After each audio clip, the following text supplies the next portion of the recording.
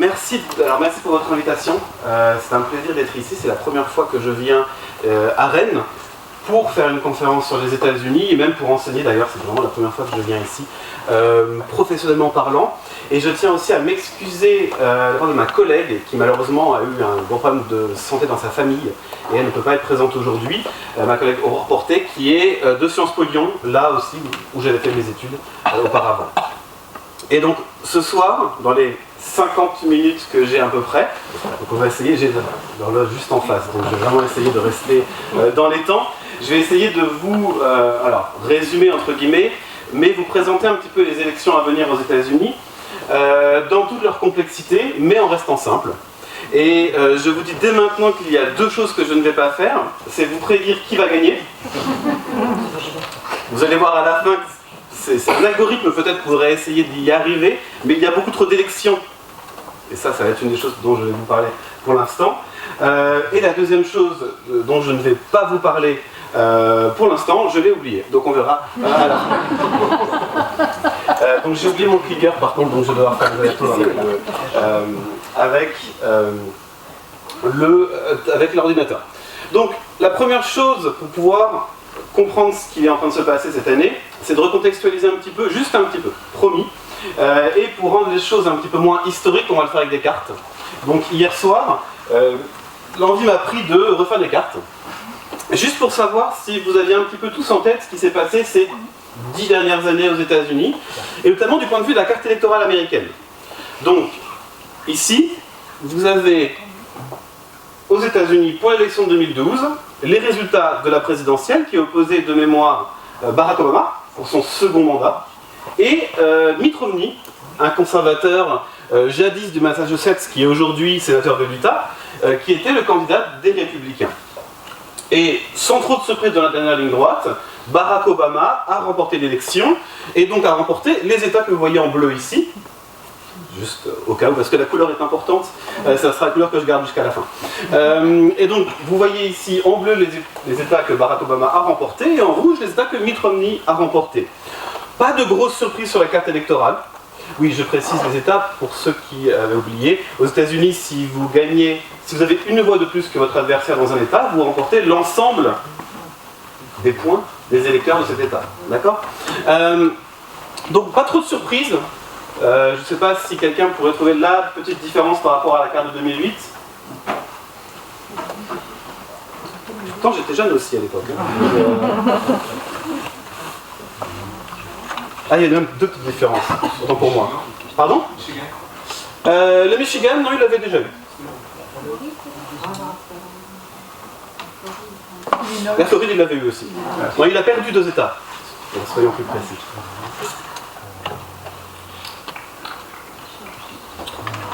Il a perdu la Caroline du Nord, qu'il avait gagné de justesse, et l'Indiana, qu'il avait gagné encore plus de justesse, à une époque où les démocrates arrivaient encore à gagner dans l'Indiana. En 2016, là il y a eu la surprise. Bon, peut-être que vous vous en souvenez. Et bon, j'ai triché un petit peu, je vous ai déjà annoncé ce qui avait changé par rapport à la carte précédente. Mais d'où l'intérêt d'avoir le rouge-bleu en tête. Élection de 2016, juste pour garder ça en tête, c'était notable pour la perte de la Floride à l'époque, mais à la rigueur, depuis 20 ans, tout le Sud bascule chez les Républicains. Donc que la Floride ait encore été démocrate en 2008 et en 2012, c'était presque une petite surprise et surtout la preuve que la campagne de Barack Obama avait été très efficace, notamment dans l'agglomération de Miami, dans le comté de Miami-Dade, qui est au sud de la Floride, entre autres. Mais la grosse surprise de 2016, et à la rigueur, Hillary Clinton aurait pu perdre la Floride et quand même être élue présidente. Donc ça, c'était pas vraiment le problème majeur. Hillary Clinton aurait pu perdre aussi l'Ohio, qui était depuis quelques années en train de basculer également vers les Républicains, notamment grâce à une population ouvrière très importante. La grosse surprise, vraiment en 2016, et ce qui a fait basculer l'élection, c'était la perte de ce qu'on appelait la Rust Belt, donc le reste de la Rust Belt, et notamment un petit peu ce barrage bleu qui représentait le Wisconsin, le Michigan et la Pennsylvanie. À chaque fois avec entre quelques milliers et jusqu'à 12 000 voix en ce qui concerne la Pennsylvanie cette année-là. Ça, c'était la grosse surprise. Et pour vous dire à quel point c'était une surprise, et je m'arrêterai ici pour les rappels à 2016, dans la dernière ligne droite de l'élection présidentielle de 2016, la team Clinton et ses magnifiques algorithmes, donc j'avais pu discuter un peu par chance avec son ancien directeur de campagne à une époque, et qui vraiment avait mis en place tout un système algorithmique pour deviner où il fallait envoyer tel candidat, où est-ce qu'il fallait envoyer Bill Clinton, par exemple, pour aller parler à la population plus ouvrière, où est-ce qu'il fallait envoyer Joe Biden également, ou des personnes un peu plus jeunes, notamment. Et dans la dernière ligne droite, Hillary Clinton a fait le choix de ne pas investir et de ne pas aller, sauf dans toutes les toutes dernières heures, dans ces États-là. Par contre, elle a envoyé Barack Obama en Floride et en Caroline, et elle était en train d'investir des dizaines de millions au Texas. Alors, elle a gagné des voix au Texas. Loin du nombre nécessaire pour gagner l'État, mais elle a gagné des voix au Texas. En perdant ces États-là et l'élection. Et donc, en 2020, la prouesse de la campagne de Joe Biden, alors, qui est une demi-prouesse, parce que Joe Biden a gagné l'élection à 123 000 voix près. Si vous calculez le point de basculement des États qui ont vraiment fait l'élection, si Donald Trump avait réussi à garder ou à obtenir 123 000 voix de plus dans les États nécessaires, il gagnait l'élection une deuxième fois. Mais Joe Biden, avec son profil beaucoup plus ancré dans le Delaware, Pennsylvanie, a beaucoup investi, dès le départ, dans la Rust Belt. Et donc il a réussi à gagner les 3 États qui, en 2016, avaient fait basculer l'élection vers Joe Biden.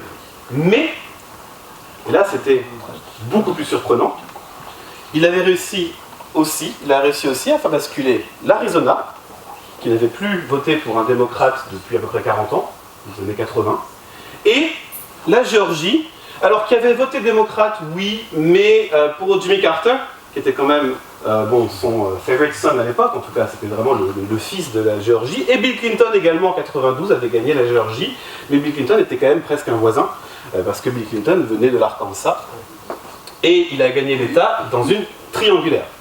Vous aviez à l'époque Ross Perot, qui était un milliardaire texan, qui avait décidé d'être candidat pour une 3e voie, et qui avait juste réussi à siphonner ce qu'il fallait de voix pour empêcher la réélection de George Bush père. Et donc ça c'était la prouesse de Joe Biden en 2020. Pourquoi je vous fais ce rappel?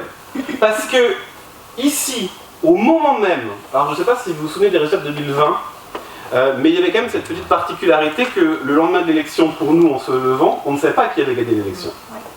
Et le lendemain soir non plus. Et le surlendemain non plus.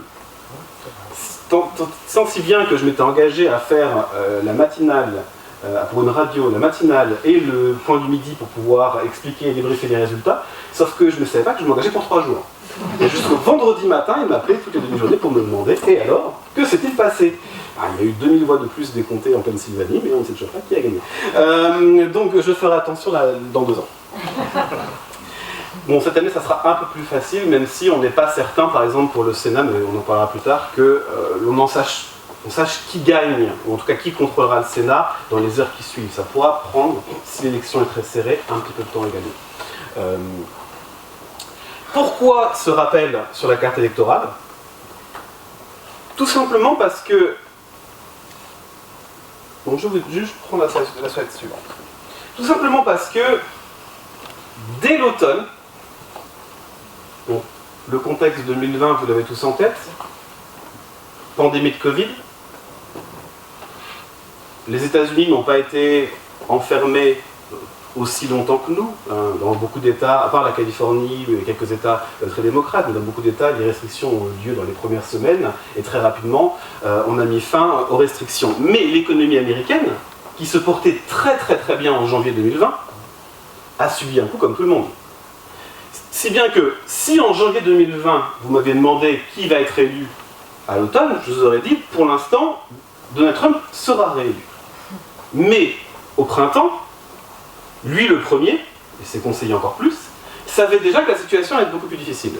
Parce que mon ancien professeur à Lyon, Vincent, disait toujours si vous voulez savoir qui va gagner l'élection présidentielle, vous regardez le chômage, vous regardez l'inflation et vous regardez grosso modo la consommation des ménages. Il y avait ces trois indicateurs. Bon, c'est pas totalement vrai pour toutes les élections, mais si vous regardez ces trois facteurs, on sait plus ou moins qui va être réélu.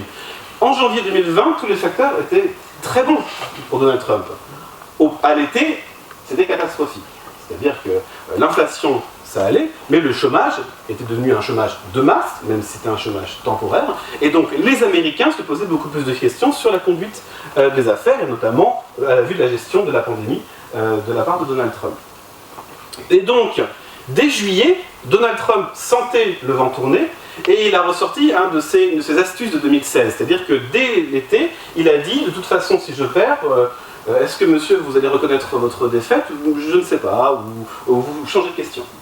Et donc dès l'été, il a commencé à semer le doute sur savoir s'il allait reconnaître une éventuelle défaite, et de plus en plus, et ça il l'avait fait dès mars, quand les Américains ont commencé à se poser la question du vote à distance pour pouvoir pallier au fait qu'un isoloir devenait potentiellement le lieu de transmission de la Covid-19, et dès le printemps et dès l'été, il a commencé à dire, voilà, toute cette volonté de transformer le vote et de passer au vote à distance, ce n'est qu'une façon pour les démocrates d'essayer de truquer l'élection. Et plus vous répétez, et plus, inconsciemment, on commence à se dire, bah, peut-être qu'il y a du vrai. Si vous prenez l'Arizona, qui utilisait le vote à distance, le vote par correspondance depuis des années déjà.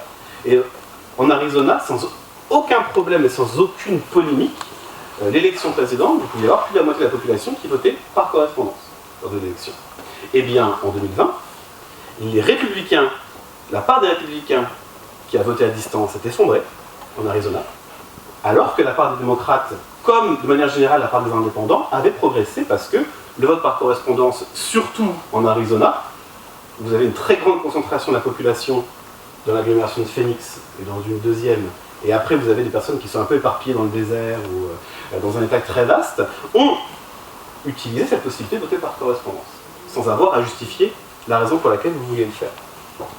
Et donc on voit, et on le sait maintenant plus avec le recul, que à ce moment-là, quelque chose prenait. Et d'ailleurs, on avait, si vous regardiez par exemple Twitter et un certain nombre de forums sur Internet, vous pouviez voir déjà le mot Stop the Steal apparaître. Ou en tout cas, des personnes commençaient à discuter de cette possibilité dès septembre. Eh bien, le 4 novembre, l'élection a eu lieu. Comme on vient de le dire, on n'a pas eu les résultats dans la foulée. Et il y a même eu un petit phénomène qui a beaucoup fait parler sur les réseaux sociaux. Et d'ailleurs, c'est intéressant parce qu'on l'a revu en Europe il n'y a pas très très longtemps d'ailleurs, dans d'autres circonstances. Quand il y a eu le dépouillement des votes dans le Michigan, donc un État clé, un État qui s'est joué à quelques milliers de voix il y a 4 ans auparavant, et qui s'est joué à quelques milliers de voix en 2020 également, dans le Michigan, vous avez un décompte qui très souvent commence par les plus petits bureaux de vote, qui vont terminer en premier. Vous avez un bureau de vote avec 600 personnes, 600 électeurs, et 600 bulletins de vote, vous mettez quand même beaucoup moins de temps, je ne sais pas si vous avez été assesseur à Rennes et aux environs, vous mettez quand même beaucoup moins de temps, moi j'étais longtemps assesseur dans un petit village de mes parents à la campagne, on a 90 votes, donc autant vous dire qu'on commence à 18h, à 18h10 on a terminé, à 18h15 on pop le champagne. Pas trop le champagne parce que c'est en Bourgogne, donc plutôt quand même du vin blanc, mais Nord-Bourgogne. Mais si vous êtes assesseur à Lyon, le décompte va commencer à 20h déjà, pas à 18, à 20h, et des fois à 22h30, 23h, tu es encore en train de dépouiller. Et de recompter parce que naturellement, il y a une des feuilles d'assession sur lesquelles il n'y a pas de bon compte. Aux États-Unis, c'est pareil. Donc en Wisconsin, vous aviez tous les comtés qui étaient des comtés républicains qui ont dépouillé très rapidement. Et donc quand vous aviez le total des votes, vous voyez la courbe républicaine monter très vite, et la courbe démocrate monter très lentement, et tout d'un coup dans la soirée, pam, la courbe démocrate monte, et rejoint la courbe républicaine et la dépasse. Mais elle dépasse vers 2h du matin. Donc si vous pensiez déjà qu'on allait trafiquer l'élection, Et en plus, on vous rajoute derrière, oui, mais attendez, parce que comme on autorise le vote à distance, demain, on va continuer de dépouiller les votes qui sont arrivés en retard. Parce qu'on a laissé 2 jours. Hein. Au même moment, il faut dire que le ministre chargé de la Poste de Donald Trump avait décidé de réduire le staff et les machines pour la Poste, 2 mois avant. Donc vous aviez un bordel pas possible au niveau des bureaux de poste aux États-Unis. Donc on avait décidé de laisser 1 ou 2 jours de plus pour que les bulletins continuent d'arriver. Donc non seulement vous voyez sur Twitter une courbe où tout d'un coup, à 2h du matin, les votes démocrates montent, dépassent les républicains, et en plus on vous dit, mais attendez, il y en a d'autres qui vont arriver demain. Et comme ce sont des votes à distance et que les républicains ont préféré venir voter en personne, eh bien ça sera sûrement des votes démocrates. Eh bien, la twittosphère, comme on l'appelle.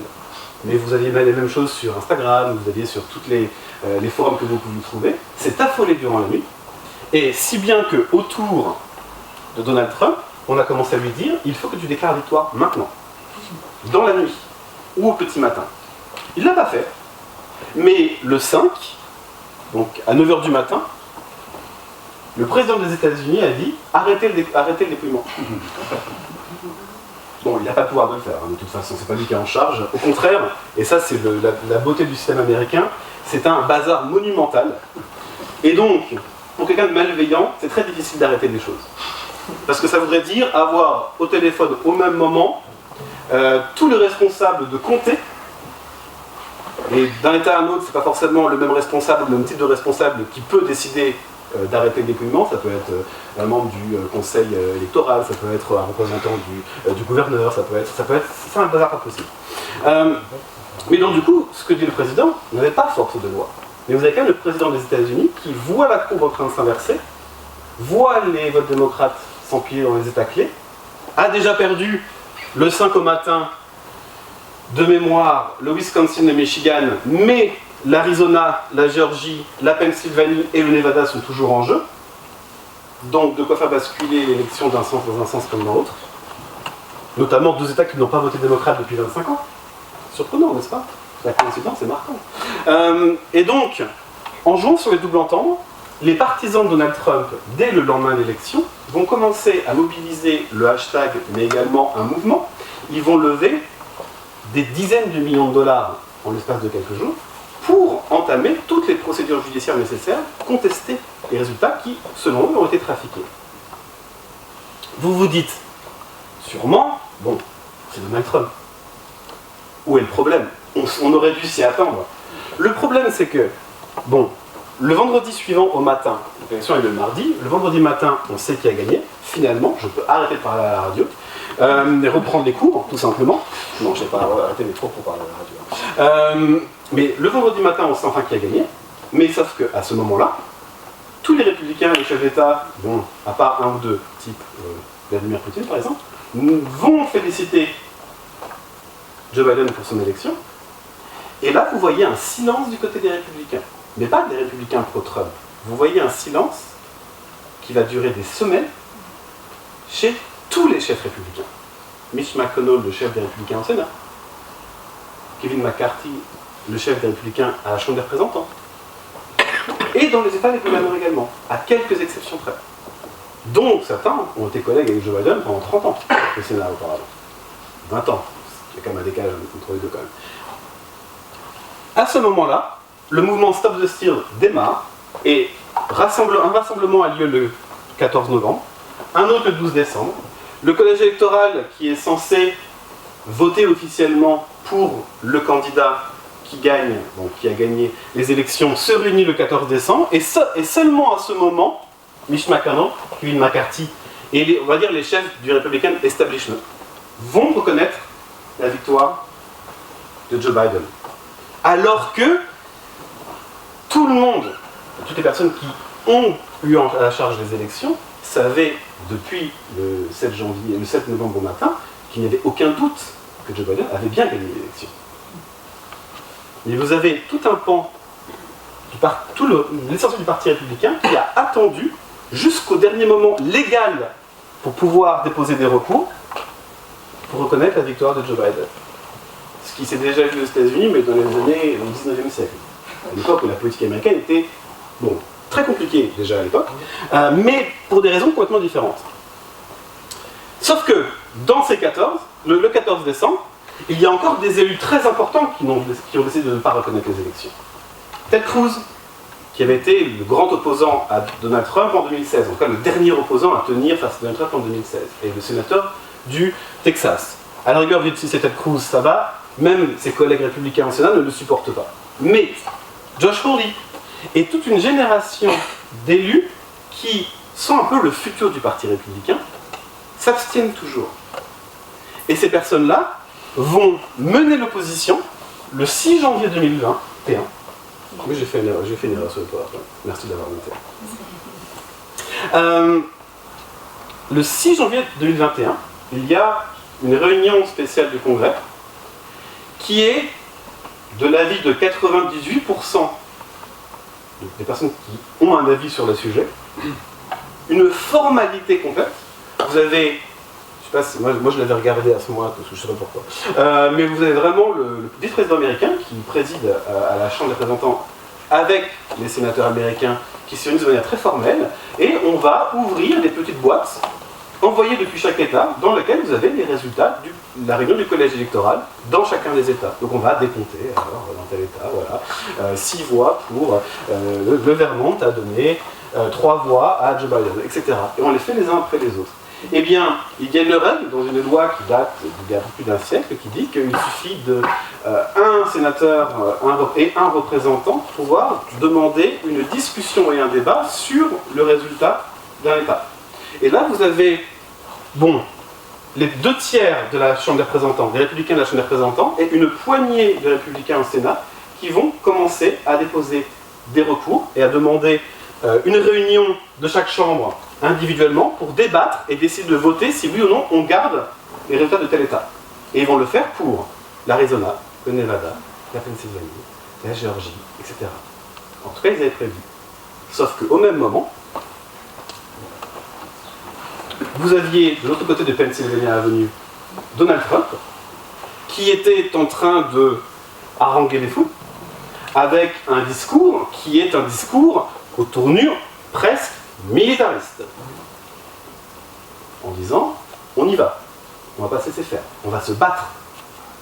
Le président américain, au moment même où le Congrès américain est en train de valider quelque chose qui ne faisait plus aucun doute normalement, est en train de dire à ses supporters, avec d'ailleurs avant lui sur scène des représentants, des professeurs de droit, des figures du conservatisme américain, qui vont dire voilà, c'était truqué. On a gagné, mais ils nous ont volé la victoire, et on ne va pas se laisser faire.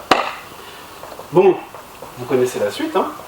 Une partie de ce groupe a envahi le Capitole, au moment même où on est en train de discuter un des recours d'un des sénateurs et des représentants américains, ce qui va quand même avoir pour conséquence d'abréger la discussion au Congrès, c'est-à-dire vers 20h, vers 21h, ils vont reprendre le décompte, qui est déjà une procédure très très longue, hein. En toute honnêteté, c'est vraiment quelque chose, c'est fastidieux, mais ça n'a aucun intérêt autre que symbolique et légal du coup de le faire, mais une procédure très longue. Donc ça va être assez rapidement abrégé parce que à ce moment-là encore, la plupart des républicains ne sont pas très contents avec Donald Trump, qui a regardé sur Fox News se passer à l'assaut du Capitole, n'a rien dit, n'a pas convoqué la garde nationale, n'a pas répondu aux appels apparemment donc, du département de la défense, du FBI d'intervenir ou en tout cas d'envoyer des renforts. Bon, j'aurais pu la mettre, hein. Vous avez des photos qui ont beaucoup circulé également de Washington au moment de manifestations Black Lives Matter sous Donald Trump. Vous voyez Washington couvert de militaires et de policiers, et le jour de l'assaut du Capitole, donc vous voyez 10 braves policiers du Capitole tout seuls, parce qu'ils n'ont même pas eu le droit d'avoir de soutien de la police de Washington avant un moment donné de la journée, et il s'est sauvé en Floride.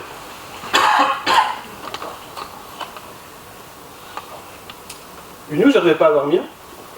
J'ai essayé de voir un peu ce que représentaient, d'où venaient toutes les personnes qui ont été arrêtées par le FBI et les services de police américains depuis le début des enquêtes qui ont commencé les jours suivant l'assaut du Capitole. Là, vous avez à peu près 890 personnes. La plupart sont en prison, quelques personnes sont sous caution, en liberté sous caution. En général, les juges ont souvent refusé la libération sous caution, de peur que ces personnes se sauvent du territoire américain. On est toujours en train d'en arrêter, parce que le travail d'investigation est quand même très compliqué quand vous avez personne avec Kaboul, etc. Mais en tout cas, on a près de 880 personnes ici.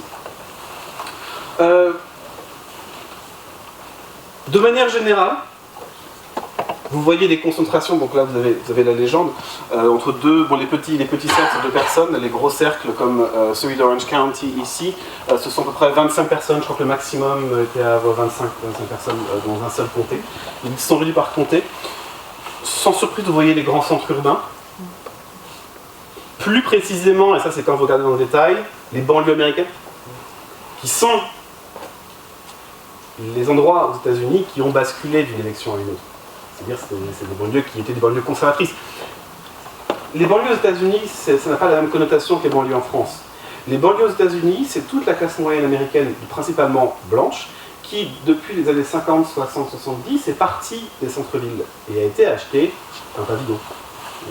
Une fois qu'on a eu la voiture, on a acheté un pavillon et on a créé un petit peu, si vous avez vu des photos de Los Angeles par exemple, vous avez ces immenses étendues de pavillons, parfois qui se retrouvent d'ailleurs presque tous. C'est ça la banlieue américaine. D'accord ? On est sur une banlieue classe moyenne, grosso modo. Ce sont des populations qui votaient républicains depuis les années 70, 70 en fonction des endroits où vous êtes, notamment dans le sud, ou en Californie, toute la Sun Belt, et qui en 2018, grande surprise, ont basculé, en tout cas temporairement, chez les démocrates, notamment les femmes, ont voté beaucoup, en tout cas, en grand nombre pour les démocrates. Et en 2020, l'enjeu pour Joe Biden, et c'est comme ça qu'il a gagné la Géorgie et l'Arizona, pour faire les choses simples, c'était justement de garder ces populations de banlieue américaine.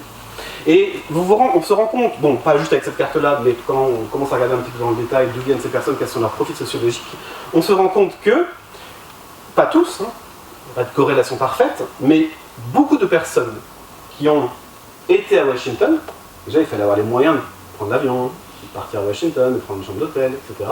Surtout quand vous regardez au Texas, en Floride, ou à partir de... Bon là c'est seulement une dizaine d'heures de voiture, je pense, donc un peu plus loin.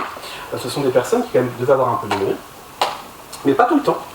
Mais c'est ce profil de ces banlieues qui ont basculé vers la droite, vers la gauche, et qui, pour beaucoup, refusent de reconnaître ce basculement et expliquent comme on a voté républicain chez nous pendant 50 ans, pourquoi tout d'un coup on bascule démocrate le jour où on met vote par correspondance accessible à tout le monde.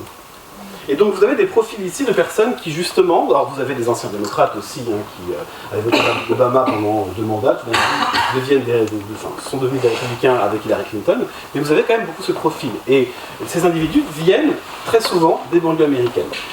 Quelques cas particuliers, donc là c'est normal, hein, on n'est pas loin de Washington, donc vous avez quand même une concentration importante. Vous avez ici ce qu'on appelle le corridor I-4, c'est l'Interstate 4 qui traverse la Floride. C'est grosso modo le point de bascule. C'est-à-dire que c'est là où les démocrates et les républicains investissent tout leur argent pour gagner la Floride. C'est un petit peu un des points névralgiques de la Floride du point de vue électoral. Vous avez Orange County, qui est un des grands lieux, comme la Floride d'ailleurs en son ensemble, du renouveau du Parti républicain dans les années 70 également. Donc vous avez quelques quand même lieux historiquement conservateurs, Orange County, et vous avez des banlieues en train de basculer comme Houston, Dallas, et Kansas City c'est un peu particulier. Kansas City, vous avez ici beaucoup de militants d'un groupe qui s'appelle les Proud Boys, qui est un groupe de la droite radicale américaine, qui se reconnaissait notamment parce que ce sont ceux qui bon, un de leurs signes distinctifs, c'était le polo, par Ralph Lauren, le polo... non, Pepe Jeans, vous savez, non, pas Pepe Jeans, les lauriers. Fred Perry. Ah, Fred Perry, voilà, merci. Un des signes distinctifs des Proud Boys, de ce groupe, parce qu'on avait d'ailleurs vu, si vous vous rappelez des événements à Charlottesville en 2017, quand vous aviez un militant de la droite radicale qui avait écrasé une militante antifasciste lors d'un rassemblement à Charlottesville, les Proud Boys étaient un des groupes instigateurs de cet événement. Eh bien, vous avez une concentration de Proud Boys de Kansas City qui ont été présents par exemple à Washington. Donc vous avez comme ça des situations locales qui s'expliquent un petit peu différemment des autres. Mais voici un petit peu la carte des assaillants qui, et c'est pour ça que je vais vous l'apporter aujourd'hui, matérialisent bien les endroits qui sont aujourd'hui débattus pour les élections à venir. Et qui sont les endroits qui ont fait 2020, qui ont fait 2016, qui ont fait 2020 et qui probablement feront l'élection de 2024 également.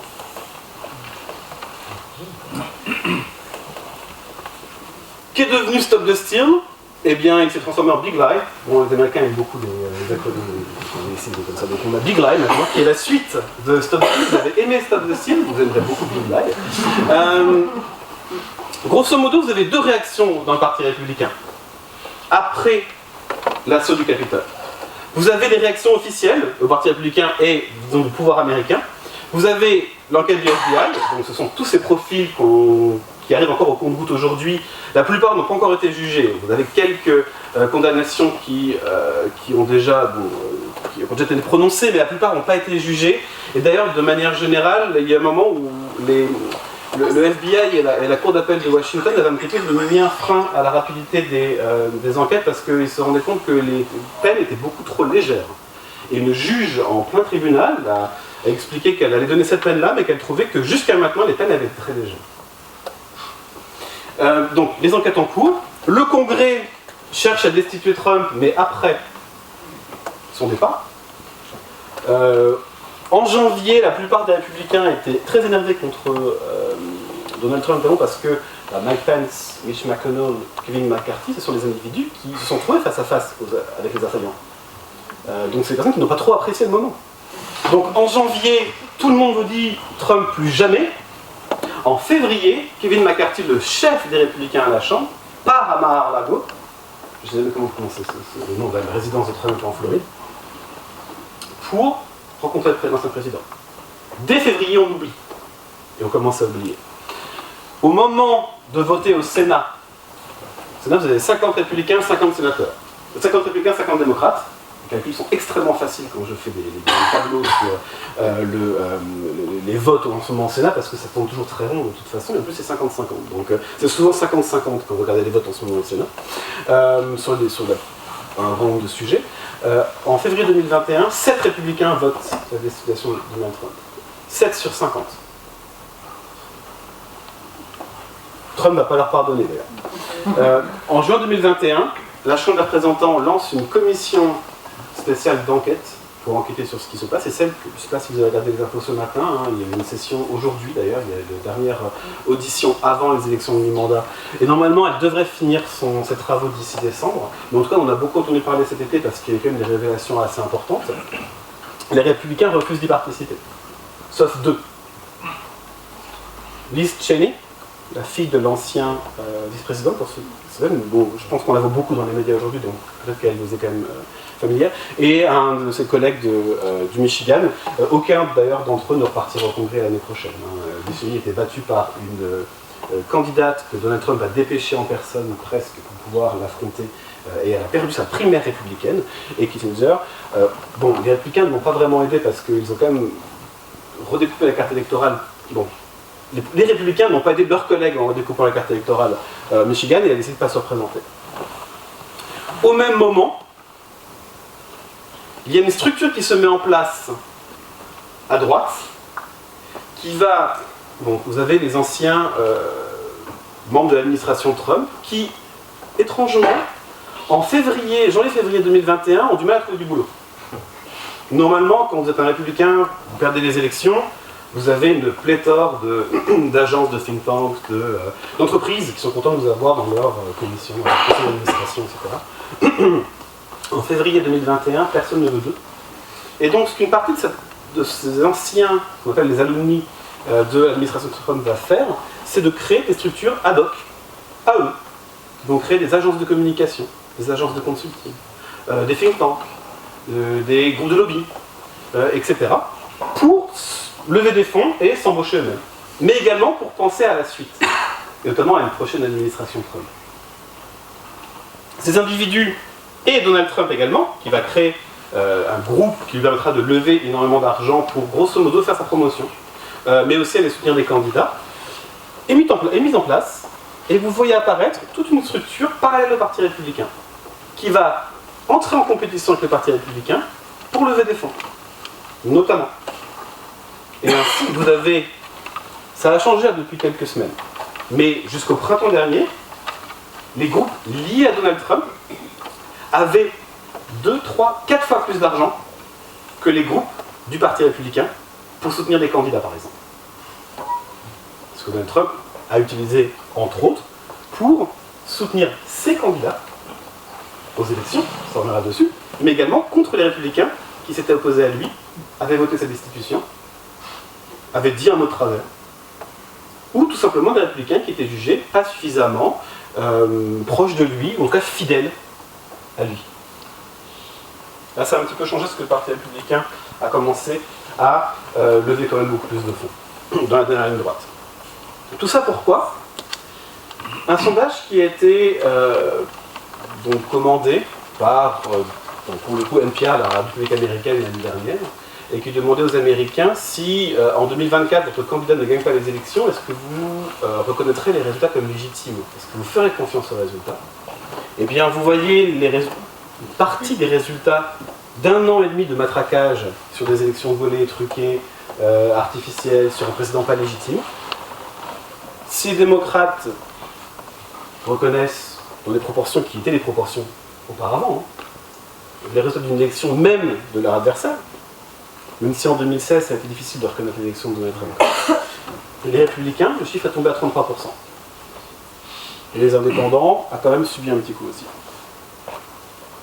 Donc, maintenant passons aux élections. Alors, les enjeux, je vais les faire assez rapidement. Parce que, bon, si ça vous intéresse, on repassera parce que la troisième partie prend la continuité de ce que j'ai en tête, du cheminement qu'on a commencé. Là, cette année, c'est un peu difficile à dire.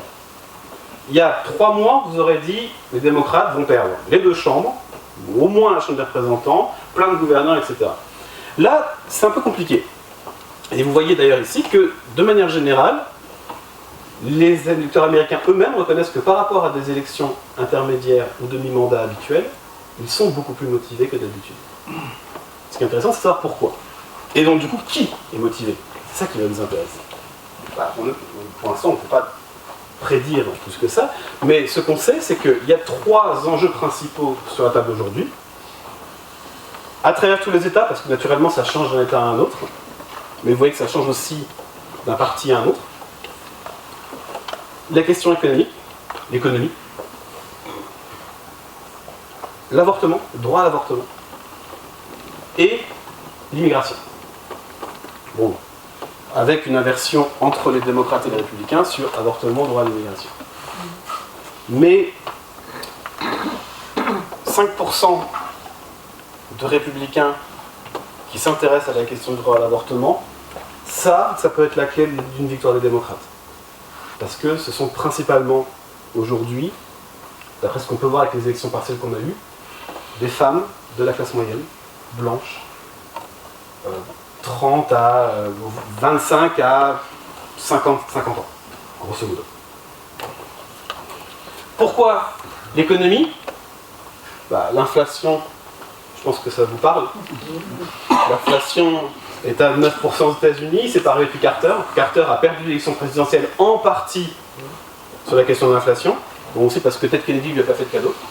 Mais Biden essaie coûte que coûte de dire oui, mais on fait quelque chose contre. Et en plus, regardez, le chômage est à 3,5%. Ça, c'est la question de l'économie. Et vous avez ce débat aujourd'hui entre d'un côté les démocrates qui vous disent mais regardez, le chômage est très bas. Si vous voyez aujourd'hui les déplacements de campagne de Joe Biden, ce sont des déplacements de campagne pour 2 raisons. Une, pour les investissements dans les infrastructures. On va construire des ponts, des routes, des autoroutes, des aéroports, enfin, on va rénover les ponts, parce que beaucoup se cassent la figure. Ou alors, pour faire la promotion d'investissements de plusieurs milliards de dollars dans des grandes usines, dans l'Ohio, à New York, et notamment des usines de semi-conducteurs, entre autres. Et les républicains, par contre, passent leur temps à dire oui, mais attendez, l'inflation, l'inflation, l'inflation, l'inflation. Pour l'instant, on ne fait pas encore trop le lien avec l'Ukraine aux États-Unis en général. Un des risques, c'est que Alors que les Américains investissent, jusqu'à maintenant, c'est 60 milliards d'aides à l'Ukraine. Au dernier décompte. Il va en falloir beaucoup plus. Pour l'instant, on ne fait pas encore trop le lien, en tout cas en politique, entre les deux. Mais ça, c'est quelque chose qui risque de changer après novembre. Le deuxième sujet, c'est la question du droit à l'avortement. En quelques mots,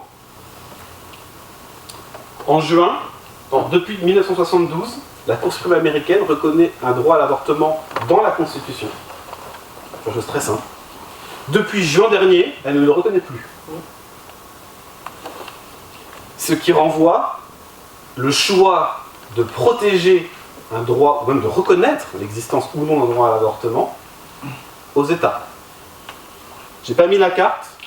On est grosso modo à 30 États qui le reconnaissent, 25 qui ne le reconnaissent pas, et 5 qui sont encore en train de se décider. Et dans les 30, il y en a quelques-uns qui peuvent changer aussi, qui reconnaissent, qui peuvent changer à court terme. Quelques surprises, et là autant vous dire qu'aujourd'hui, dans presque toutes les campagnes que je suis en ce moment, à part dans le Wisconsin où c'est en train d'être contre-productif, les démocrates passent leur temps à parler de la question de l'avortement. Les républicains parlent de l'économie, un peu de l'insécurité aussi. Les démocrates parlent du droit à l'avortement. Qu'est-ce qui les a encouragés à le faire? En juin-juillet, c'était pas certain que tout le monde chez les démocrates fasse le choix de parler que de ça. Sauf que, surprise, le 2 août, les électeurs du Kansas, et on ne peut pas trouver plus républicain que le Kansas, ont, à une large majorité, décidé de refuser un référendum qui supprimait les protections dans leur constitution du droit à l'avortement. Avec, auparavant, en quelques mois, une explosion du nombre de femmes qui sont inscrites sur les listes électorales. Donc là, les démocrates se sont dit, bingo, on a notre stratégie, qu'on n'avait pas vraiment avant.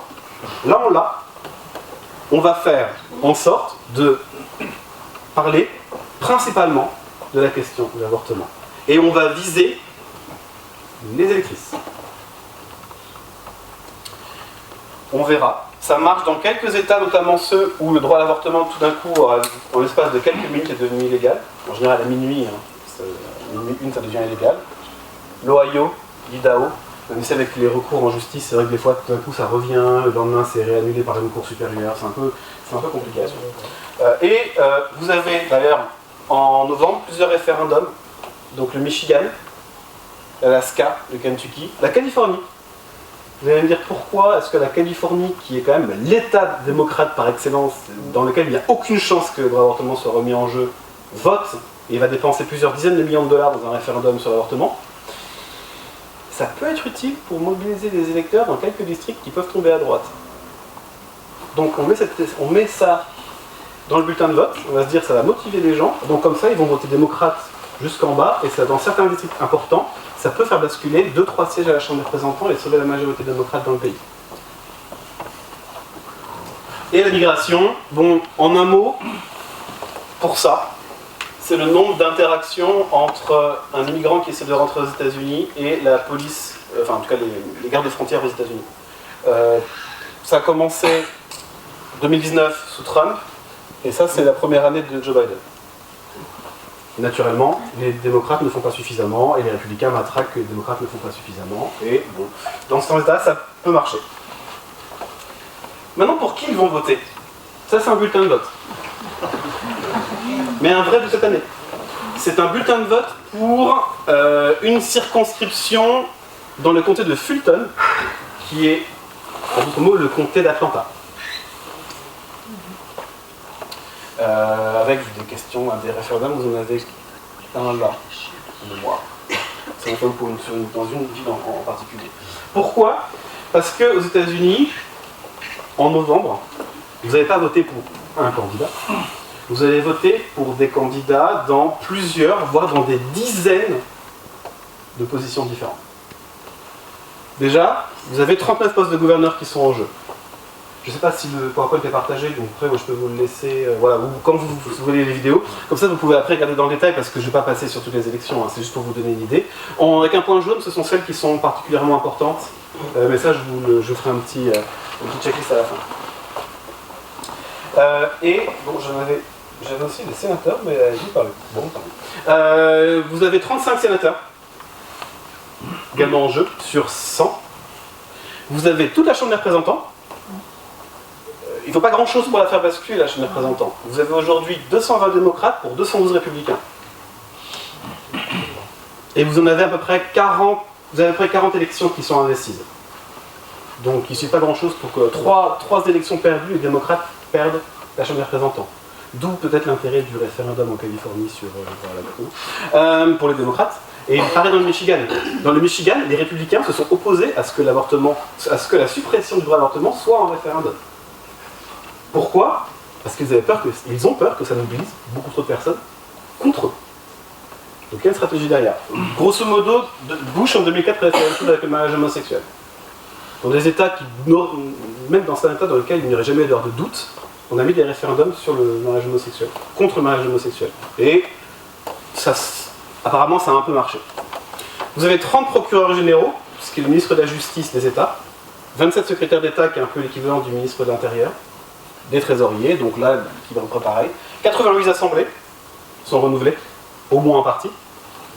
Là, pour le coup, l'avantage est largement républicain depuis la présidence Obama. Obama, en 2010, subit une défaite monumentale dans les États, perd des centaines de postes de sénateurs ou de représentants locaux. Et depuis, les démocrates n'ont jamais réussi à vraiment remonter. Beaucoup de maires. Une élection, si ça vous intéresse, qui est vraiment intéressante à suivre, c'est celle à Los Angeles en ce moment. Et après, des milliers de postes de juges, de shérifs, de membres des conseils de comté, des membres de conseils scolaires, etc., et des référendums locaux.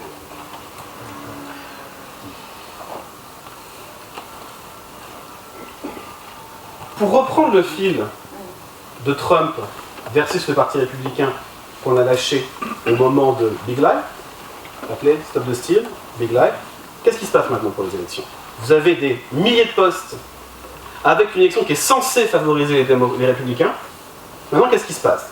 Et bien, ce qui se passe, c'est quand vous regardez un petit peu le détail d'une élection qui coûte une fortune, bon là, on pense qu'on arrivera très facilement à 9 milliards 8 pour toutes ces élections. La dernière fois que j'avais fait une comparaison, on était très très loin de ça, on était au niveau du PIB de la Moldavie. Bon, et en plus le PIB de la Moldavie n'a pas augmenté ces dernières années, et pas avec la crise ukrainienne non plus. Donc là, au 26 septembre, on était déjà à peu près 5 milliards de dépensés. En général, on dit que la dernière ligne droite, c'est à partir de Labor Day, ou Labor Weekend, donc début septembre. Donc on n'est même pas encore dans le gros. Enfin, là, maintenant, on commence à y être, mais on n'est pas encore dans le gros. L'avantage est clairement républicain pour tous les groupes républicains, para-républicains qui lèvent des fonds. Ceux qui vont investir dans des spots publicitaires, qui vont employer des personnes qui vont aller faire du door-to-door, on va aller frapper aux portes, et puis est-ce que vous êtes inscrit sur les listes, pour qui avez-vous demandé votre bulletin de vote par correspondance, etc. Vous avez une industrie complète électorale avec des dizaines, des centaines de groupes qui travaillent sur ce genre de questions. Là, les 3 derniers mois, les 3 groupes principaux qui travaillent pour le président, enfin pour le chef des Républicains à la Chambre, ont levé un demi-milliard à eux seuls. Là, il leur reste à peu près 160 millions dans leur caisse qu'ils vont investir, plus les groupes proches de Donald Trump. Par contre, si on regarde dans le détail, pour le Sénat et la Chambre, les candidats démocrates en leur propre nom, pas les groupes démocrates, se débrouillent beaucoup mieux. À titre indicatif, le sénateur de Géorgie sortant, Raphaël Warnock, a levé 26 millions en 3 mois. Le gouverneur républicain de la Floride, qui est un candidat potentiel pour le présidentiel, était aux dernières nouvelles à 160 millions levés pour sa campagne de gouverneur. Si vous voulez devenir un petit représentant du New Hampshire, qui veut dire convaincre quelques milliers de personnes seulement, parce qu'ils ont 250 représentants pour un tout petit État, il vous faudra débourser à peu près en moyenne 30 000 $. Et on arrive dans le moment, c'est ça qui est intéressant en ce moment, on arrive dans le moment où justement beaucoup de groupes commencent à arriver un petit peu au bout de leur caisse et à falloir faire des choix. Et c'est là qui est intéressant parce que c'est à ce moment où vous commencez à voir la réflexion des républicains comme des démocrates. C'est-à-dire, est-ce que ça c'est encore intéressant que je mette 25 millions dans l'Arizona si je pense que le candidat va perdre? Alors que vous avez un candidat en Caroline du Nord et un New Hampshire qui commence à arriver un petit peu à court aussi et qui n'est pas très très loin de pouvoir y arriver. Donc là, c'est intéressant de voir ce qui se passe. Le problème, c'est que vous avez différents groupes républicains avec différentes stratégies. Vous avez les chefs républicains à la Chambre. Eux, leur seul intérêt, c'est on réélit tout le monde et on gagne des sièges. C'est simple.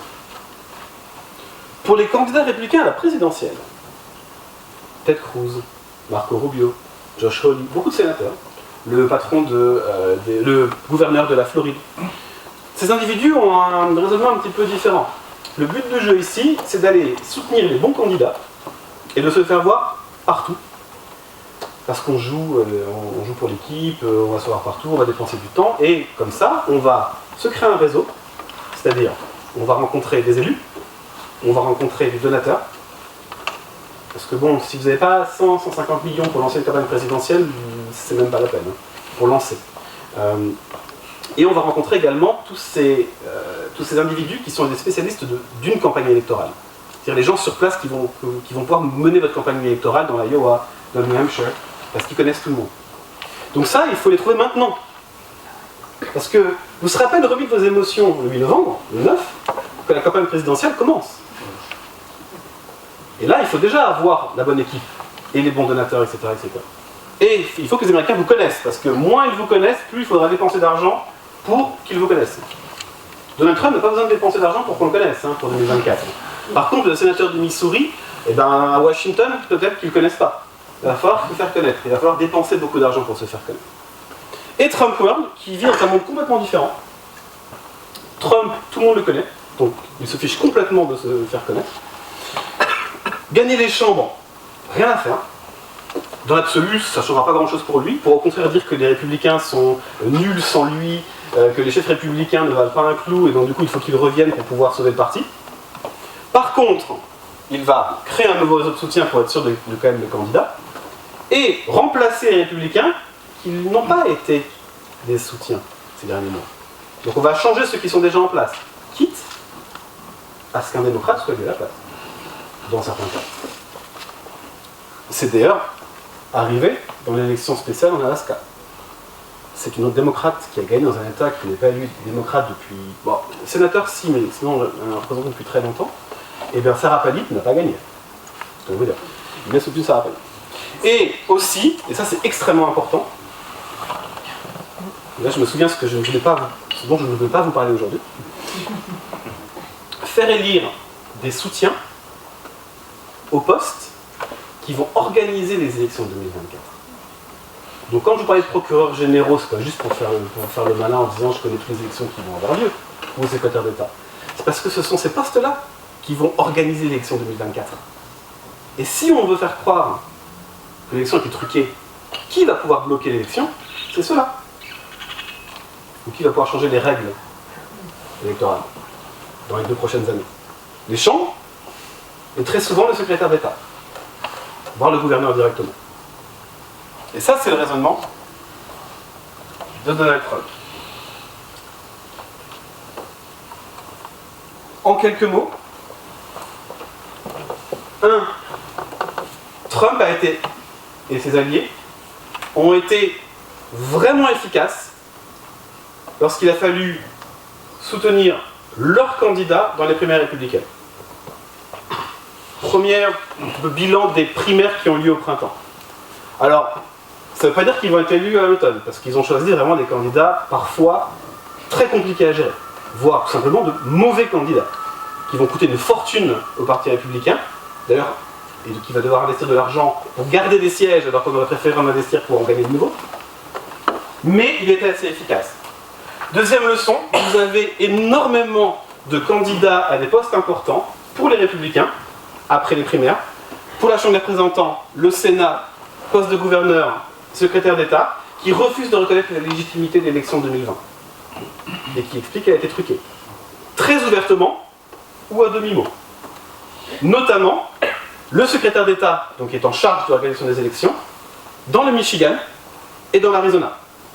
En Géorgie, c'est différent, c'est quelqu'un qui l'avait opposé à l'époque, qu'il a essayé de faire battre et qu'il n'a pas réussi à faire battre. Donc, petite lueur d'espoir. On le voit ici. Bon, c'est pas très bien là pour le coup. Grosso modo, la seule chose que vous devez retenir, c'est que les couleurs que vous voyez vraiment transparaître, ce sont les sièges qui sont importants à la Chambre des représentants. C'est-à-dire qu'en rouge, ce sont les sièges qui tendent vers les républicains en ce moment, mais pas avec grande certitude, et les bleus à gauche. Tous les sièges qui sont assurés comme celui-ci, ce sont les sièges dans lesquels les groupes officiels du Parti républicain investissent en ce moment pour soutenir les candidats, ce qui sont souvent en gris des sièges qui sont complètement indécis, incertains en ce moment, ou des sièges qu'on peut prendre aux démocrates. Tous ceux qui sont entourés comme ça, ce sont ceux dans lesquels Donald Trump et ses groupes ont investi pour l'instant à la Chambre des représentants, et dans leur immense majorité, ce sont uniquement des sièges qui ne bougeront pas du Parti républicain. Pourquoi? Il a donné de l'argent pour remercier ceux qui l'ont soutenu. Donc le calcul du gagner la Chambre des représentants, rien à faire.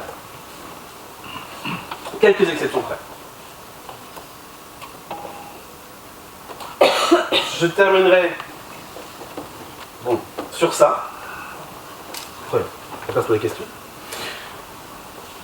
3 scénarios pour l'instant. Le premier, une élection serrée qui se jouera dans quelques États où peu de choses changent, mais les républicains prennent la Chambre avec une petite majorité, où les démocrates la gardent et les démocrates gardent le Sénat, à 1 ou 2 postes de gouverneur près également. Deuxième scénario, ça c'est très difficile à dire pour l'instant encore, peut-être dans 2 semaines on en saura un peu plus quand même en voyant les chiffres de la participation, parce que les Américains ont commencé de voter dans à peu près un gros tiers des États maintenant. Il y a plus de 250 000 personnes qui ont voté en Floride, par exemple. Deuxième scénario, vous avez les républicains qui prennent la Chambre des représentants, le Sénat, quelques assemblées notamment, et ils peuvent prendre des assemblées du Colorado, par exemple, et du Illinois dans le Minnesota, je crois. Mais bon, pas énormément de changements, ils prennent le siège de gouverneur dans le Maine, dans l'Oregon, etc. Et il y a quand même un troisième scénario qui est censé être le scénario, on va dire, classique d'une élection intermédiaire, c'est quand même le scénario le parti du président en place subit de lourdes défaites, et ça a été le cas à quasiment toutes les dernières élections intermédiaires, sauf Bill Clinton en 98, en pleine affaire Lewinsky. Et on se demande pourquoi j'ai choisi la politique américaine.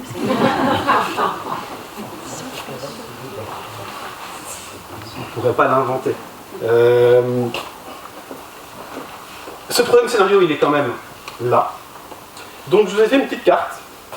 Grosso modo, les 5 États que vous voyez presque en noir, mais qui est un bleu très foncé, en tout cas qui était un bleu très foncé hier soir, mais il était très tard quand je l'ai fini celle-ci, ce sont les 5 États sur lesquels il se passera des choses. Ok?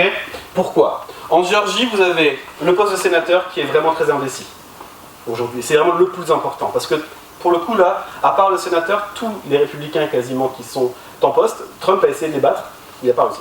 Donc ce sont des républicains qui vont contre les démocrates et contre Trump. Donc les leçons à en tirer sont vraiment propres à la Géorgie. En Pennsylvanie, vous avez un sénateur sortant républicain et un gouverneur sortant démocrate. C'est la meilleure chance de victoire au Sénat pour les démocrates. C'est-à-dire s'ils doivent rajouter un siège, aujourd'hui je mets mon argent sur la Pennsylvanie, mais on a quand même un candidat qui a fait une crise cardiaque en mars, et qu'on n'a pas revu pendant quand même des mois faire campagne. Il revient un peu maintenant, mais peut-être que les attaques sur sa santé commencent à avoir un effet. Et de toute façon, dans la dernière ligne droite, autant septembre, vous avez beaucoup de personnes qui vous disent j'hésite, mais on est quand même aux États-Unis dans un système où 90%, 95% des électeurs savent et vont finir par voter pour le parti pour lequel ils votent systématiquement, et on dépense presque 10 milliards de dollars dans une élection comme celle-ci pour convaincre les 3% restants. Donc, aucune surprise que les élections se resserrent dans la dernière ligne droite, parce que de toute manière, en général, on finit par voter pour le parti pour lequel on a quand même souvent voté. Même si dans certaines élections, comme en Pennsylvanie par exemple, ou dans l'Arizona, vous avez encore une tradition d'électeurs, ou en Géorgie, qui vont voter pour un parti dans telle élection et un autre parti dans telle élection. C'est ça qui fait que vous avez encore des systèmes comme en Géorgie, où le gouverneur sera probablement républicain, et le sénateur, pour l'instant, devrait être resté démocrate. Le même jour, avec les mêmes votes des électeurs. L'Arizona, c'est à la fois la meilleure chance de victoire dans les chambres locales et à tous les niveaux de l'État, pour les postes dans l'État pour les démocrates, mais aussi l'endroit où les républicains peuvent gagner un siège au Sénat, qui avait été gagné un peu par surprise il y a 2 ans. Le Nevada, si le Nevada tombe pour les démocrates, où ils ont à peu près tous les postes, c'est le signe d'une vague, probablement une vague pour les républicains. tout ce que vous voyez en bleu clair, ce sont les endroits où les républicains espèrent avancer. Et bon, là, vous ne le voyez pas, mais il y avait un rose pâle. Oui, je sais, je dis très tard que je choisis les couleurs. Que sont la Floride, le Texas, l'Oklahoma, de manière assez surprenante pour des raisons très particulières à l'Oklahoma, l'Iowa ou l'Ohio, qui sont les territoires sur lesquels les démocrates investissent beaucoup parce qu'ils se disent que c'est là où, envers et contre tout, ils peuvent gagner, à pas mal de niveaux. Et ce sont des États en général qui sont quand même aujourd'hui principalement, voire en très large majorité républicains. Donc voilà, c'est un peu votre checklist pour Election Night, ou pour le lendemain matin, et ou pour les jours d'après, si mettent longtemps rendez-vous. Et je m'arrêterai ici pour les questions, si vous en avez.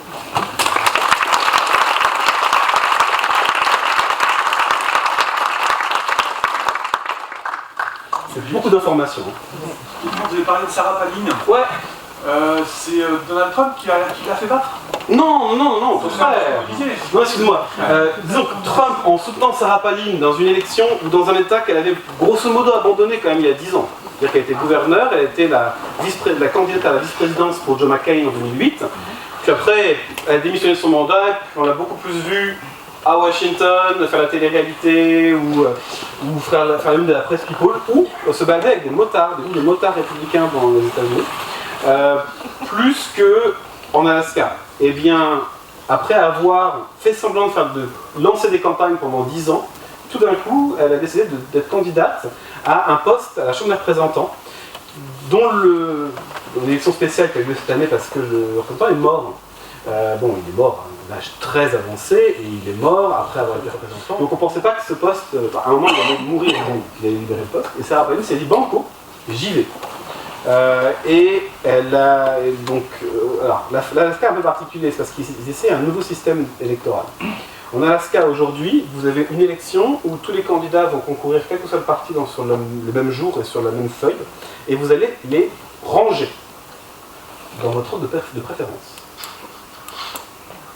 Ça paraît compliqué, ça l'est un peu pour compter après, mais il y a quelque chose d'intéressant quand même dans ce système. Et c'est loin d'être le seul parce que New York maintenant fait la même chose, le Maine fait la même chose, etc. Et donc, les 4 premiers sont passés pour le deuxième tour, et là vous deviez ranger les 4 restants dans votre ordre de préférence. Eh bien, vous aviez une démocrate en tête avec 40% des voix au premier vote. On fait plusieurs décomptes. Si personne n'a 50% au premier décompte, le premier dépouillement, on fait le deuxième avec le deuxième choix, etc., etc., etc. Premier vote, 40% pour la démocrate. Et ensuite, vous aviez dans un mouchoir de poche Sarah Palin et un autre républicain, Alaska est passionnant, qui était, lui, l'héritier de la plus grande famille démocrate de l'État. Mais c'est le seul républicain. Et donc, lui était éliminé. Et donc, au deuxième dépouillement, on n'a dépouillé que les seconds choix de ce troisième candidat qui a été éliminé, enfin le quatrième après le troisième. Et quand vous avez vu que la démocrate est Sarah Palin, quand vous regardez le deuxième choix des électeurs d'autres républicains, ils ont préféré soit pas mettre de choix, soit voter pour la démocrate. Et donc dans un État qui vote républicain très largement depuis très longtemps, il y a une frange notable des républicains les plus modérés qui ont préféré voter pour la démocrate, qui est par ailleurs la première femme d'une tribu d'Alaska à jamais représenté son État à Washington, et bien ils ont préféré voter pour elle que voter pour Sarah Palin, qui était la candidate soutenue par Trump contre les républicains locaux et pour lequel il avait investi, il avait même été en campagne électorale pour elle dans un meeting à Anchorage, je crois, de mémoire, ou Juneau, je ne sais plus. Donc c'est pour ça, c'est-à-dire que Trump, donc en remerciant les alliés, parce que Sarah Palin était une des premières personnes à le soutenir en 2016, et bien en remerciant ses alliés, Trump ne calcule pas en termes de est-ce que ça va nous permettre de garder le siège, gagner le siège, etc. Trump joue en termes de qui est fidèle. Sarah Palin est, par excellence, une des républicaines la plus fidèle à Trump depuis 2016, 2015 d'ailleurs. Et donc là, ça a fait perdre. Et donc, ça c'est une élection spéciale. Donc, comme on aime beaucoup voter aux États-Unis, vous avez l'élection spéciale qui a eu lieu en août, et là, il revote en novembre pour le mandat. En fait, elle a été élue pour la fin du mandat précédent. Et donc là, il revote en novembre pour les 2 ans. Ça marche toujours comme ça aux États-Unis. Il n'y a pas d'élection spéciale. Les élections spéciales permettent juste de finir le mandat. Et donc là, les mêmes candidats sont encore candidats. Et Trump soutient encore Sarah Palin, investit Sarah Palin, donne de l'argent, investit dans Sarah Palin, donne de l'argent à Sarah Palin. Et là, tous les sondages montrent encore la démocrate gagner. Parce que Sarah Palin est dans un mouchoir de poche au-dessus de l'autre républicain. Alors si l'autre républicain passe devant quand il faut éliminer la troisième personne, peut-être que là, ça peut changer la donne. Mais en tout cas, pour l'instant, d'ailleurs, de toute façon, Sarah Palin demande à ses électeurs de mettre les personnes en deux. Donc, de toute façon, ça reste quand même de favoriser la démocratie. Donc le calcul est compliqué, et dans un système compliqué. L'Alaska, c'est vraiment un système électoral un peu complexe, parce que c'est nouveau en plus, donc les électeurs sont perdus. Mais c'est intéressant, histoire de classer les candidats, et pas juste choisir oui ou non. Oui. Qu'est-ce que la victoire éventuelle de Trump changerait pour l'aide à l'Ukraine? Donc là, des candidats pro-Trump. Ouais. Ça, c'est un des gros sujets sur lesquels je suis en train de faire des petits calculs en ce moment là avec les votes au Congrès. Grosso modo, vous avez deux situations. Vous avez le Sénat et la Chambre des représentants. À la Chambre des représentants, quasiment tous les votes sur l'Ukraine, ce sont des votes sur des questions un peu plus générales, donc tous les républicains votent contre, parce qu'il y a d'autres enjeux derrière. Sur l'Ukraine, à proprement parler, la plupart soutiennent encore l'aide à l'Ukraine.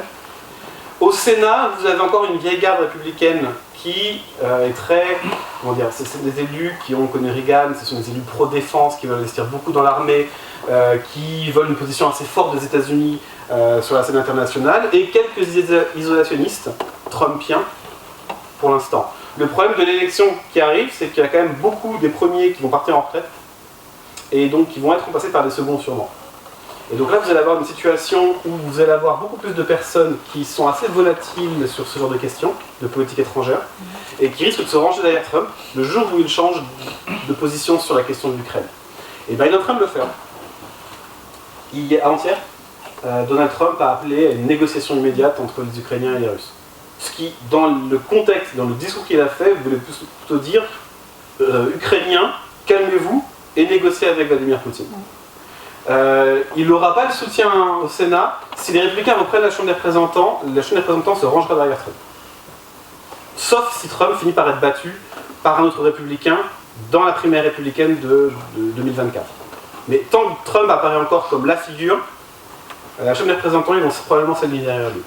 Donc à l'hiver, à mon avis, ça c'est mon avis, dans l'état des choses, si les républicains reprennent le Congrès, vous allez avoir l'inflation et de plus en plus de républicains qui vont commencer à penser à la suite, notamment faire campagne en se disant il faut arrêter de gaspiller de l'argent et reprendre un peu les éléments de langage de Trump, voire de son fils, qui a dit il y a quelques jours après l'ouragan Ian en Floride, tout argent envoyé à l'Ukraine est de l'argent qui ne va pas dans la poche des Américains qui souffrent en ce moment en Floride.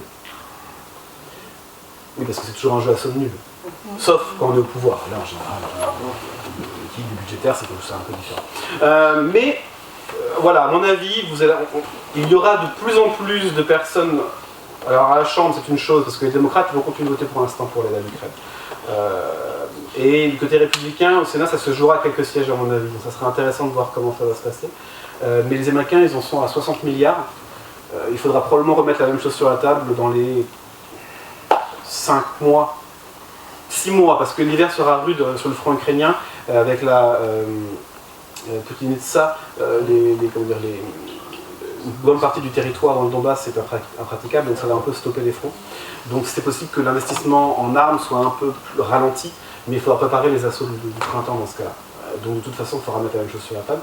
Et c'est vrai que vous allez avoir une certaine lassitude chez les Américains, à mon avis, durant l'hiver sur cette question-là. Et les républicains en prendront leur parti parce que, de toute façon, Trump va dire quelque chose, Biden dira quelque chose, les républicains diront autre, parce que les élections républicaines, les élections présidentielles arrivent. Donc, pas très optimiste sur l'Ukraine, sauf si vous avez une majorité un peu très serrée, dans un sens ou dans l'autre. Et là, en général, Biden aura un peu de moyens quand même de réussir à négocier certaines choses. Mais bon, après, la seule chose qui peut les sauver, c'est que vous avez, une des grandes parties des Américaines, c'est de puiser dans les ressources de l'armée pour les envoyer sur le front. S'il y a une chose que les républicains en général aiment bien, c'est donner de l'argent à l'industrie de l'armement, parce que ça fait marcher les usines dans son district. Donc ça, à la rigueur, si ça se tourne comme ça, et c'est une histoire de donner de l'argent pour investir dans l'armement, peut-être que ça peut durer plus longtemps que l'aide économique, l'aide humanitaire, etc. Une ou deux questions. Je promets, j'essaie de faire plus court. Alors, c'est une question très courte, c'est de nuancer ce que vous avez dit, l'armement destiné à l'Ukraine, mais est-ce qu'il n'y a pas aussi tout l'armement qui est vendu à l'Europe, notamment à l'Allemagne, et je crois que les républicains doivent être très sensibles à cet élément-là. Oui, alors, disons, il y a deux choses qui se passent. La première, c'est celle à très court terme, c'est qu'on a besoin d'armement maintenant. Donc là, le président américain utilise un pouvoir qu'il a, et qui vient d'être renouvelé, de puiser dans les stocks pour le donner. Et ça, il peut le faire sur décret. Donc ça, c'est assez facile. Il donne un décret à l'armée en disant débarrassez-vous de 11 tanks, il n'y a pas de plan pour l'instant, débarrassez-vous de tel lance-missile, etc., et envoyez-les, ou obus, etc. Et il y a la question des investissements dans l'achat, les procurement aux États-Unis.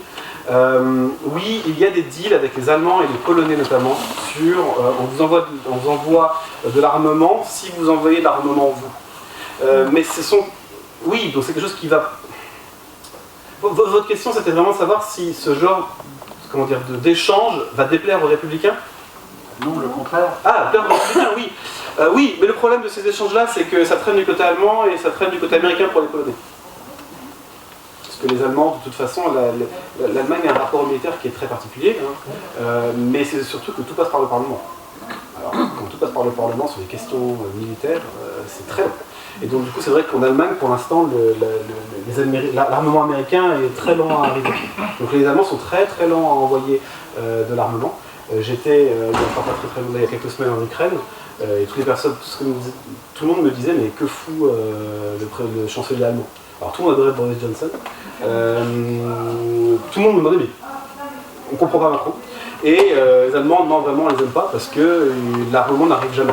C'est parce qu'eux attendent, comme à l'époque les Polonais avaient attendu aussi, les Allemands aujourd'hui attendent parce qu'ils savent que leur armée est vide d'armement aujourd'hui, donc ils ne veulent pas se débarrasser d'encore plus d'armement, donc ils espèrent que les Américains soient plus rapides qu'eux sur cette question. Par rapport au petit foufou là, du 6 janvier, moi je pense que c'est important de ne pas sous-estimer l'influence de QAnon. Oui. C'est pas juste un truc de fond là-bas, vers la marge, au sein des supporters de Trump, que ça devient entière. Alors c'est un peu passé au second plan récemment, mais oui. Alors, je dois rester concis, ça va être compliqué. Je vais juste dire oui. Parce que j'ai fait un semestre de cours dessus, justement sur le lien entre Stop the Steal, QAnon. Parce que derrière, c'est ça qui est passionnant, vous avez des réflexes neurologiques de rapport à la désinformation qui sont extrêmement intéressants. Comme je vous disais, plus on répète quelque chose de faux, et plus on commence à y réfléchir. Et dans ce genre de situation, vous avez d'autres réflexes neurologiques qui arrivent derrière. Par exemple, plus c'est gros, plus ça passe. J'ai plus les noms exactement en tête, mais plus c'est gros, plus ça passe. Et ensuite, de toute façon, vous avez quand même un réflexe où on va toujours imaginer le mal avant d'imaginer le bien. Et donc, mis ensemble avec un président, quand même, avec la figure du président qui nous dit qu'ils sont truqués, etc., plus derrière des... alors que mais c'est, une parmi d'autres, il y en a beaucoup d'autres, mais c'est la plus importante.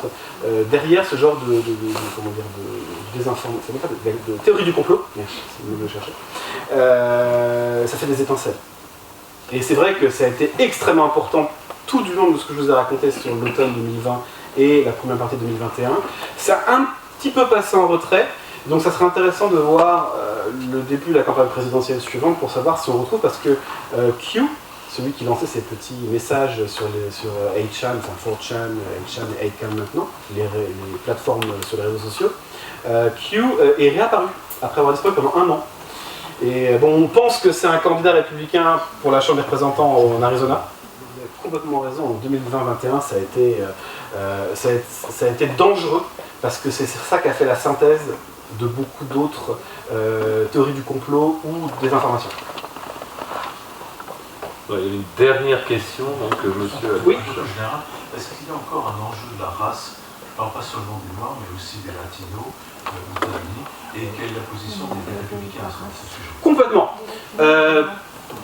Alors, ça change d'un État à un autre. Parce que, notamment, les élections intermédiaires qu'il y a pu y avoir l'année dernière en Virginie, dans New Jersey, et dans des élections pour des commissions scolaires, la question de la race a beaucoup bougé parce qu'il y a eu tout le débat sur les théories critiques de la race, qu'on a traduit en France par le wokisme, je crois, qui est une manière brouillonne de parler de quelque chose qui était déjà brouillon aux États-Unis, et souvent très mal interprété. D'ailleurs même très mal interprété de manière générale. Mais donc du coup il y a eu, autour de la question de l'éducation et de la race, ça a fait des étincelles aussi l'année dernière, et bon, en 2020-2021, vous aviez Black Lives Matter et ces groupes-là. Alors aujourd'hui c'est fondamental, typiquement si on prend la Géorgie, l'enjeu c'est la mobilisation des femmes noires pour que les démocrates puissent gagner, et ce qui peut la faire perdre, c'est que les hommes noirs ne vont pas voter en masse pour elle. Donc quand vous regardez dans l'état de plein d'élections différentes, la race est extrêmement importante. Vous avez les communautés chinoises qui sont attaquées dans certains districts, par exemple l'élection dans l'Ohio pour le Sénat est nauséabonde de ce point de vue-là, par exemple. Donc la question de la race est toujours présente aux États-Unis, même quand elle n'est pas. C'est ce que disait pour le Sud un chercheur dans les années 40. J'ouvre ses bouquins sur le Sud aujourd'hui. Je vois la même chose à Atlanta quasiment. Comment dire? Donc oui, c'est toujours présent. Maintenant, les élections sont très nationalisées cette année. Donc c'est plus difficile de lire ce genre d'enjeux qui peuvent être très saillants autour de questions scolaires par exemple. Sur l'éducation, enseignement, ce genre de choses aussi. Donc c'est très évident dans certains États comme l'Idaho par exemple qui a interdit la moindre mention de la théorie critique de la race, mais ils ont aussi interdit la moindre mention de l'avortement dans les écoles par exemple. Donc au final on parle que de l'avortement en ce moment. Okay. Donc dans l'ordre aujourd'hui c'est pas l'enjeu dont les gens vont parler eux-mêmes, mais vous le voyez pas. La pendule en fait est en retard. Il est 19h57 et je suis un peu le maître.